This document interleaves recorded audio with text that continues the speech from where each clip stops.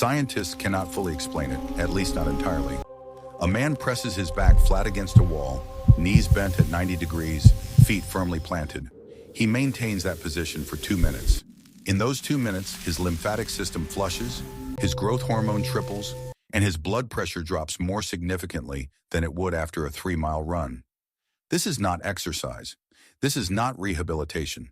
This is not a fitness trend. Ancient cultures encoded this posture into their medical traditions thousands of years before the word cardiology even existed. They understood something about the human body that modern medicine is only now beginning to quantify. What they called the fierce seat, science now identifies as the most effective blood pressure intervention ever measured. This is only the first layer. After the age of 45, the body begins a slow biological renegotiation. Growth hormone, the essential repair signal, drops 14% every decade. By 55, most men are operating at roughly half the growth hormone output of their 30s. The body's capacity to rebuild tissue, oxidize stored fat, and consolidate deep sleep diminishes along with it. The lymphatic system, which has no pump of its own, depends entirely on muscular movement to circulate. A sedentary man in his 50s may be moving his lymph fluid at a mere fraction of its optimal rate. Immune surveillance slows, cellular waste accumulates, and inflammation becomes chronic rather than acute. The quadriceps, the largest muscle group in the body, begin to atrophy. Research now identifies quadriceps strength as the single strongest physical predictor of all-cause mortality in men over 45. Men in the lowest strength quartile carry a 30 to 40% higher risk of death within a decade. This risk is not just from muscular causes, but from everything: cardiovascular disease, metabolic collapse, falls, and organ failure. The body's largest engine is going quiet, and most men are simply being told to walk more. Walking helps, running helps, and cycling helps. But in 2023, a team of researchers at Canterbury Christ Church University ran the most comprehensive meta-analysis of exercise and blood pressure ever assembled, and they found something that stopped the field. There was one modality that outperformed them all. It had no moving parts. The ancients called it utkatasana, the fierce seat, the dangerous chair, a posture of absolute stillness under absolute internal pressure. The ancient mechanism is now revealed. Utkatasana translates from Sanskrit as fierce or dangerous, not because the posture is violent, but because the forces it generates within the body are immense. Ancient yogic lineages did not use this posture for flexibility or strength. They used it as an internal cleansing practice.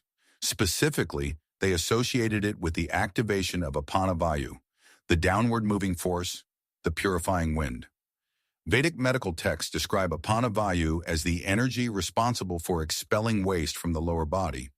Modern anatomy offers a precise translation. The quadriceps, hamstrings, and gluteal complex house approximately 40% of the body's lymph nodes. When these muscles are placed under sustained isometric compression, they create a mechanical pressure wave through the surrounding lymphatic tissue. When the muscle releases, even microscopically as it fatigues, lymphatic fluid surges forward through the vessels. This is a pump, not metaphorical but mechanical. The body's own architecture is activated by stillness. Shaolin monks use the same posture, the horse stance, not as a strength exercise, but as a practice of internal repair. They described it as building the foundation of the internal organs. The biology beneath that description is now legible. Isometric compression of the lower body creates the largest lymphatic flush achievable without sustained aerobic effort. The second mechanism is anabolic.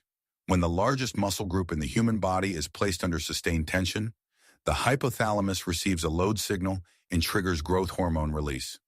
Research documents this surge at 3 to 4 times resting GH levels, comparable to the post-exercise spike from high-intensity interval training, but generated through stillness, not movement. The ancient practitioners understood that the posture created internal fire, known as tejas. The biology confirms this. Mitochondrial biogenesis begins when both type 1 and type 2 muscle fibers are recruited simultaneously. The wall sit is one of the few exercises capable of that dual activation. Mitochondrial density increases, and cellular energy output rises. Ancient and modern perspectives are not in conflict here. They are the same observation separated by vocabulary. The evidence is clear. In 2023, the British Journal of Sports Medicine published a meta-analysis conducted by researchers at Canterbury Christ Church University. The study compared the blood pressure reduction effects of 5 exercise modalities: running, cycling, walking, dynamic resistance training, and isometric exercise, specifically wall sits. The finding had not appeared in the literature before. Wall sits outperformed running. Wall sits outperformed cycling. Wall sits outperformed walking for both systolic and diastolic blood pressure reduction. Isometric holds, particularly the wall sit, produce the greatest measurable effect of any exercise form studied. This is not a marginal difference. A reduction of approximately 8 mmol of mercury in systolic blood pressure is associated with a 22% reduction in cardiovascular mortality risk. The intervention producing that reduction requires no equipment, no elevated heart rate, and no impact on joints. It requires a wall and 2 minutes. Layer this against the quadriceps mortality data. Peer-reviewed longevity research has identified quadriceps strength as the strongest single physical predictor of all-cause mortality in men over 45. It is stronger than VO2 max, stronger than grip strength, and stronger than resting heart rate. Men in the lowest quartile of quad strength carry a 30 to 40% higher risk of death within 10 years. The wall sit is the most direct, joint-safe, and scalable method of preserving and building that strength after 45. There is also a cognitive dimension. Sustained large muscle isometric loading elevates brain-derived neurotrophic factor, or BDNF, the protein that drives hippocampal neurogenesis. Elevated BDNF correlates with a 35 to 40% reduction in age-related cognitive decline risk. The same 2-minute posture that drops blood pressure is feeding the brain's repair system. This is not exercise. This is longevity medicine, and it requires no prescription. The protocol and day-by-day timeline are as follows. The technique is this. Find a flat wall, place your back flush against it. Ensure your lumbar spine is in contact, not arched. Walk your feet forward until your knees are at 90 degrees. Thighs should be parallel to the floor. Feet flat, hip width apart. Breathe through the nose only. Slow nasal breath, 4 seconds in, 4 seconds out. Hold for 2 minutes. That is the complete protocol. 2 minutes, not an hour, not a gym. 2 minutes against a wall. Here is what happens inside the body when this is practiced daily. Days 1 through 7. The quadriceps and glutes are placed under unfamiliar isometric load. Micro tears occur and satellite cells activate.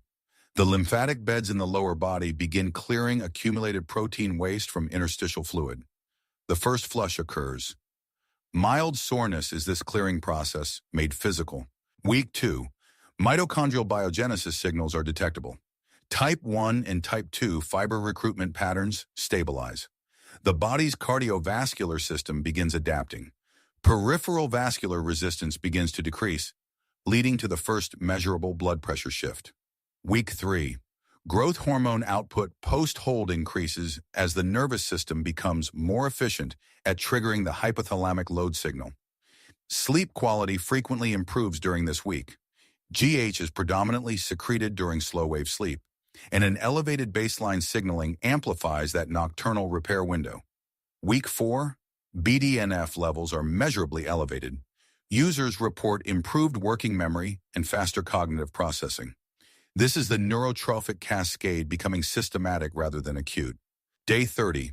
The body that began this practice has more mitochondrial density, lower resting blood pressure, a cleaner lymphatic throughput, and immeasurably stronger quadriceps complex.